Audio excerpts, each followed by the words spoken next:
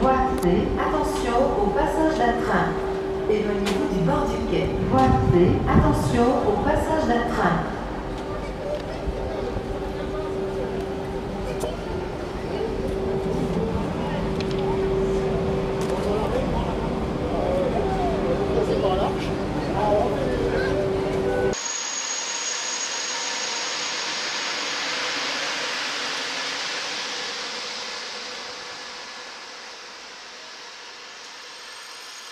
Ah ouais, on voit la différence, hein. Et le orange, il est plus joli quand même, hein.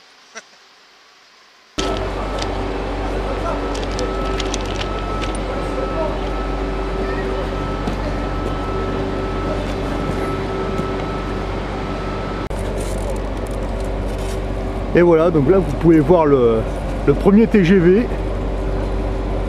Et voilà maintenant à quoi ça ressemble. Donc les premiers ils étaient beaucoup plus jolis quoi.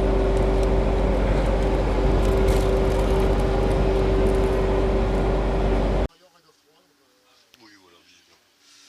Voilà, et ben vous êtes dans le plus vieux TGV de France. Il n'y a pas plus vieux, c'est la rame 1, c'est la rame sud-est, il n'y a pas eu avant. Il y a eu plein après par contre, mais il n'y a pas eu avant. Rame qui s'appelle Patrick, donc vous savez pourquoi on l'appelle Patrick? C'est le fils Du premier conducteur de l'équipe de conduite responsable des essais. Voilà, c'est plus ça. Voilà. Il fallait un nom de code. Quand on fait des marches d'essai, on a un numéro de train qui change régulièrement, donc ça génère la confusion, ça peut générer des soucis. Donc on estime, en 1978, on dit bah voilà, on va les baptiser. Donc ça sera plus clair sur les dépêches. C'est les procédures qu'on s'échange avec les postes. On va dire au lieu de dire train numéro 780 002 et puis le lendemain c'est un 03 puis on confond tout, on va dire voilà Patrick au départ, Sophie freinage d'urgence, on va lui donner voilà. On va passer les consignes sous forme de prénom. Donc voilà Patrick, donc cette rame là elle est livrée en 78 et on ne sait pas faire de rame à grande vitesse avant elle. On a eu des prototypes mais il faut vérifier toutes les données des ingénieurs. Freinage d'urgence, on va lui donner voilà. On va passer les consignes sous forme de prénom. Donc voilà Patrick, donc cette rame là elle est livrée en 78 et on ne sait pas faire de rame à grande vitesse avant elle. On a eu des prototypes mais il faut vérifier toutes les données des ingénieurs d'Alstom. Donc les rames 1 et 2 on leur dit bah pas de bol, vous allez essuyer les plâtres.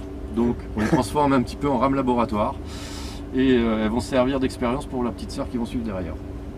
Donc de l'aveu même de nos aînés qui sont toujours vivants, qu'on a rencontrés à Paris, clairement ils nous ont dit texto, on les a martyrisés. On leur a fait subir des choses mais c'était inhumain. On les a fait rouler vite, dans la neige, dans le soleil, on les a emmenés dans les Pyrénées, on a essayé de les faire démarrer dans des rampes en retirant un moteur, 2 moteurs, 3 moteurs, on a essayé toutes les configurations. On a tapé l'urgence à des vitesses, à haute vitesse, sous la neige, sous la pluie, dans conditions sèches. Il fallait valider toutes les données des ingénieurs. C'était pas une partie de plaisir, c'était très précis leur boulot. Il fallait suivre une checklist et ils l'ont fait. Et en 1079, on collecte plein d'informations, on modifie les chaînes de fabrication à Belfort et on sort les rames 3, 4, 5, 6 jusqu'à 118. Et on est parti en 80 pour une exploitation commerciale. Et c'est un succès d'entrée de jeu. Le TGV fonctionne très bien. D'ailleurs, à l'époque, il y a une compagnie aérienne intérieure qui s'appelle Air Inter, qui est une filiale d'Air France. Sur Paris-Lyon, elle coule. Ils abandonnent très vite le marché parce qu'on fait au départ 2h40 entre Paris-Gare de Lyon, donc centre de Paris et centre de Lyon. Puis après 2 heures, et là, dans l'aérien, ils ne peuvent pas concurrencer le temps de parcours, donc ça marche. Et c'est le succès du TGV, c'est un engin qui a 2 facettes. Il peut rouler comme ses aînés, comme les machines à vapeur, comme tous les trains classiques sur les gares comme Lyon-Perrache, qui ont toujours existé. Mais il est capable d'aller sur son autoroute personnelle, la ligne à grande vitesse. Et c'est la combinaison des deux qui fait que c'est un succès. Ça marche. Classique, c'est un train normal. On regarde devant, on regarde les feux rouges, les feux jaunes, les feux verts, on obéit. Comme tout le font n'importe quel conducteur sur n'importe quel train. Par contre, sur la ligne à grande vitesse, les feux jaunes, les feux rouges, ça marche pas. On n'a pas le temps. Je fais tomber mon sandwich, je ramasse. Allez, j'ai raté 2 signaux, je sais pas ce qu'il disait, j'ai rien compris. Bon, puis ça va pas. Hein. Puis vert, jaune, rouge pour s'arrêter avant le rouge, ça fait léger. Hein. Donc, on va inventer un système qui va nous permettre de voir en gros 10 km devant. C'est lui. C'est la transmission voie-machine, la TVM. Alors, plutôt que de nous dire jaune, rouge, vert, il va nous dire des vitesses. Il va nous dire voilà, 300, 270, 220, 160, 0. Et on aura juste à obéir. Grâce à ça, on voit 10 km devant nous, on s'arrête devant le train qui est arrêté. D'accord. Voilà. Donc le TGV ça marche parce qu'il est équipé de ça, donc il peut rouler vite. N'importe quel autre train ne peut pas rouler sur la ligne à grande vitesse parce qu'il lui faut obligatoirement ça. Donc ça c'est pour les lignes à grande vitesse et puis tout le reste c'est pour les lignes classiques. D'accord. Ça va? J'ai une question. J'ai peut-être une réponse. Entre Allons-y. Montpellier et Nîmes, sur la Oui. nouvelle ligne, Le contournement de Montpellier, oui. il y a des fret qui peuvent circuler. Oui, alors ça c'est une ligne à grande vitesse qui est à double signalisation. Voilà.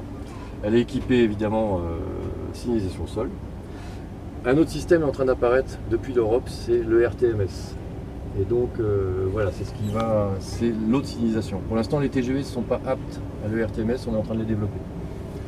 Alors elle ne sera jamais apte parce que c'est pas ça qui va fonctionner.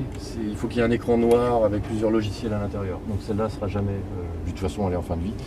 Donc voilà, il faut quand même les matériels modernes pour rouler sur l'autre signalisation. Et après, la locomotive, vous en faites quoi? Après, elle part dans un musée, non? Alors la rame, ça y est, on a c'est statué. Parce que c'est des négociations tout ça, hein, ça tiraille de tous les côtés. Ah. Sont sauvées les motrices et les premières remorques immédiatement derrière les motrices. D'accord, et ça part avec une locomotive à vapeur, je pense, non? Oula, non. La rame va aller entièrement à Villeneuve-Saint-Georges. D'accord. Ils vont récupérer une motrice et la première remorque. Ils vont la remplacer par deux coquilles vides là, qui les gênent. Ouais. Voilà. On emmène le tout à Bischheim. Donc il y a un exemplaire qui reste à Villeneuve, aux ateliers historiques du TGV 70. Donc ça va servir de déco. Hein. Ensuite, on emmène le tout à Bischheim. Ils récupèrent l'autre côté. Ils les repeignent intégralement au orange, couleur d'origine. Et le tout va à Mulhouse, à la Cité du Train. Et ce qui est au milieu, poubelle. Voilà. D'accord. Mais on n'est pas tellement triste parce qu'on a réussi à en sauver une, la rame numéro 16. Alors, une petite histoire, celle-là, c'est que l'année prochaine, elle fêtera ses 40 ans du record du monde de 1981. Elle a atteint 380 km/h, donc celle-là, on l'a mise bien au chaud.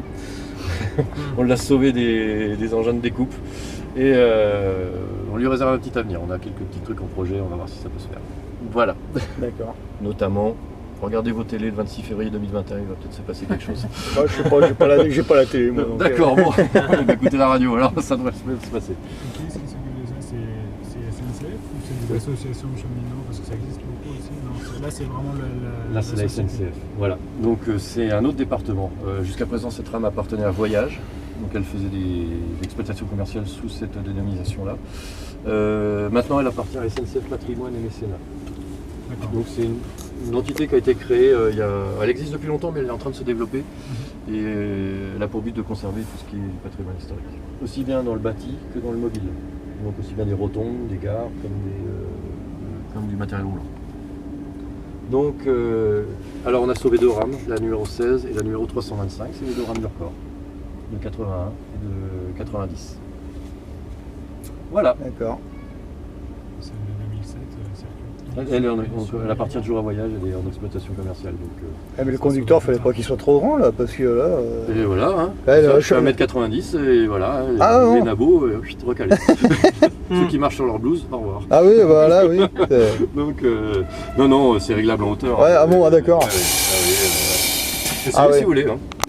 Allez-y. Voilà, installez-vous. En général, il n'y en a toujours que pour les nains, et puis pour nous, voilà. Eh ben non, on a le droit de vivre aussi, nous les grands. Ouais, voilà, il y en a marre. Ah ouais, d'accord. Et puis là, vous montez ici, vous faites comme vous voulez. Ah ouais, d'accord. Voilà, et vous avancez. Ah ouais, vous réglez. Ah ouais. Voilà. Ah ouais, il y avait quand même un bon vis. Ouais, alors à l'époque, les premiers TGVistes nous ont dit on est dans un cockpit d'avion. Ouais, c'est vrai que ça ressemble un peu. Ouais. Ils étaient habitués à leur locomotive qui était droite, qui était assez plate, même si les vitres étaient un petit peu inclinées, bon, ça faisait quand même quelque chose d'assez droit. Et là, d'un coup, on est dans le profilé. Bah, c'est vrai, quand vous allez dans les simulateurs, on retrouve le. Ouais, c'est un peu pareil. Les premiers ont été un petit peu perdus en fin 70, là, ils ont dit oula.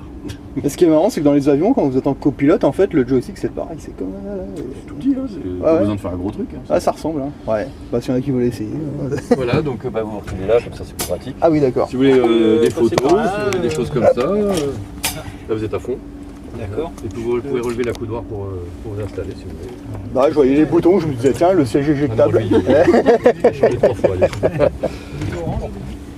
Non, il était marron. Il était marron et noir, une espèce de petit trucs. Non, velours Ah ouais, déjà. pas mal. Déjà velours. Ah, on est bien là-dessus. Hein. Ah, on est bien. Et la partie arrière, c'était pour. On peut le retourner et puis conduire debout et faire un espèce de repose lombaire. Ah oui, d'accord. Bon, personne n'a utilisé. Ça va. Ça va? Bon, on est parti. Alors, comment on fait pour accélérer? Je sais pas, par là. Ouais. Non. Voilà, c'est pour. Déjà, voir si on est- mémère, on va lui Ah ouais. dire avance. Donc, on va D'accord. faire ça. Ok. Après, on va lui dire soit tu freines F, soit tu tractionnes T. On va tractionner. Et D'accord. ensuite, vous accélérez, vous tournez le volant. Allez-y. Ah oui, on tourne le volant. Ah, le voilà. volant, c'est l'accélérateur en fait. C'est la pédale Ah oui, accélérateur. intensité. D'accord. Voilà, Ouais, on envoie intensité. l'intensité dans les moteurs de traction et on D'accord. est parti. Ah ouais, d'accord. Ok. Ce que vous venez de faire, c'est fait au quotidien 1000-1200 fois. Et puis là, on part gentiment alors. Plus on met de la puissance. D'accord. Quand on est à fond, on est à peu près à 8500 chevaux. D'accord. Voilà. Clac. On est à fond. Et là on est à fond et on attend que la vitesse monte. D'accord. Et, là, Vous quand, savez, accélérer. quand vous appuyez sur l'arrêt d'urgence, elle s'arrête progressivement ou c'est d'un coup? Ah non, c'est du brutal tout de suite. Ah ouais, d'accord. On serre tout rapidement. D'accord. Ça doit Quand se- on est arrêté, ça fume après. Hein. Ah ouais, ça doit se couler quand même là, non? Ah oui, ça se coule. Vous savez en combien de mètres on s'arrête quand on tape l'urgence à 300 à l'heure? Plusieurs kilomètres. Ça doit mettre un petit moment quand même. Voilà, Ouais. la bonne réponse est venue de la droite là. On est aux environs de 3000 mètres. D'accord. Il faut 3 km. Oui. Ouais, Voilà, enfin, voilà. ça doit dérouiller quand même au niveau des freins. Et... Ah bah ça chauffe hein, Le derrière. mec qui fait ça, à mon avis, devait avoir un rapport à faire après, je Voilà. pense. Hein. Voilà. Bon, mon collègue vient de me faire signe qu'il fallait Ouais. qu'on Ok. passe, donc je vous laisse faire quelques petites photos encore et puis essayez si vous voulez.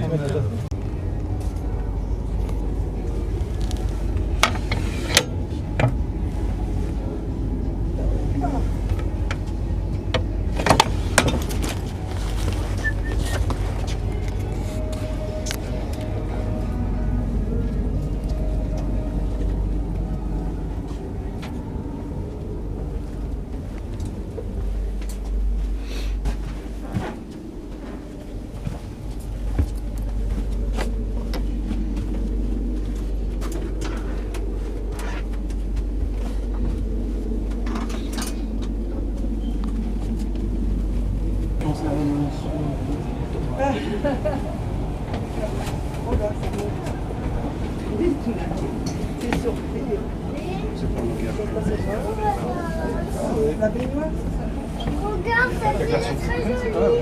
Ouais. C'est là que c'était le vestiaire là. Ça, c'est le wagon restaurant.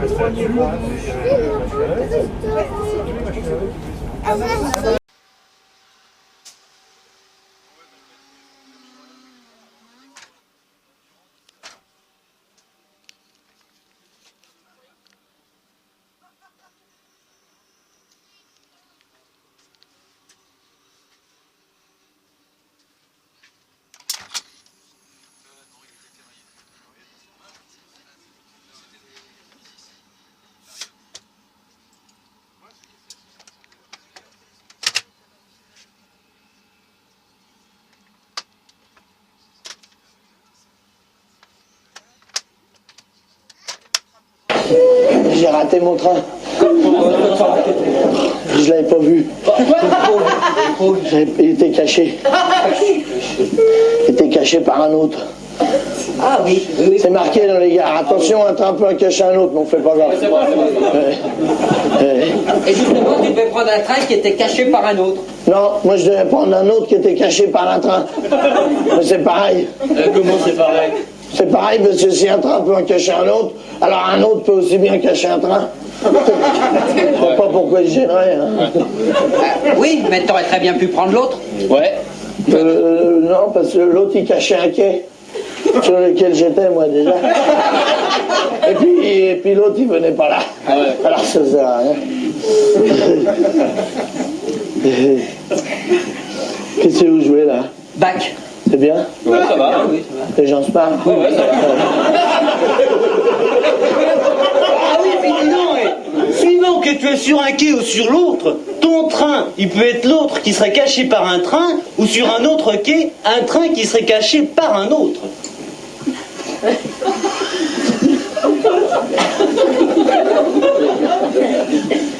Ou inversement. Ah, bon. Oui. Ah bah t'aurais commencé par dire ça, on aurait compris tout de suite. Ah oui. Ah, faut faire gaffe, hein. On est toujours l'autre pour quelqu'un, hein. Ah oui, ah oui. Surtout qu'un train peut aussi cacher un quai. Ah bah en général il se gêne pas, hein. Ouais, c'est vrai, ça. Il en a rien à foutre, hein. Il cache un peu, après il se barre, toi tu te démerdes, hein. Il est pas chez lui, hein. Ouais, déjà que le train c'est pas marrant. Ah oui. Puis alors deux trains qui se cachent mutuellement s'annulent. Ah oui. Ah oui. Alors ils en profitent pour te vendre des billets de train qui n'existent pas. Ils te disent, mais monsieur, il est caché par un autre, vous avez qu'à prendre l'autre. Ah oui. C'est dégueulasse, hein. Bah ouais, salaud. Ah, faut faire gaffe. Mais dis donc, si je suis dans un train qui est caché pendant qu'il passe une frontière, je passe en fraude alors. Oh, tu te démerdes, hein. De toute façon, avec le gueule que t'as, s'il te fait piquer, toi, tu vas payer tout le train. C'est sûr, lui. Dis donc, c'est pas de leur faute, c'est un train pour en cacher un autre. Ah bah, c'est pas de leur faute, c'est pas de leur faute, c'est pas de la nôtre non plus, merde. Alors, un train, il peut en cacher un autre, mais enfin, il est pas obligé non plus. Hein? Alors, on dit rien, on laisse faire. Alors, monsieur, si tu caches un train, je fais quoi? Ah, j'ai caché un train, je sais pas, j'ai caché. Alors, ils ont été sur une grosse dame. Alors, après, dès qu'on a refait les soins, il y aura une suivante, mais t'as encaissé un laurier, hein? Par le canal de Suez aussi. Mais alors, ils t'ont remboursé ton billet? Ouais. Hein? Ton billet? Que? La SNCF?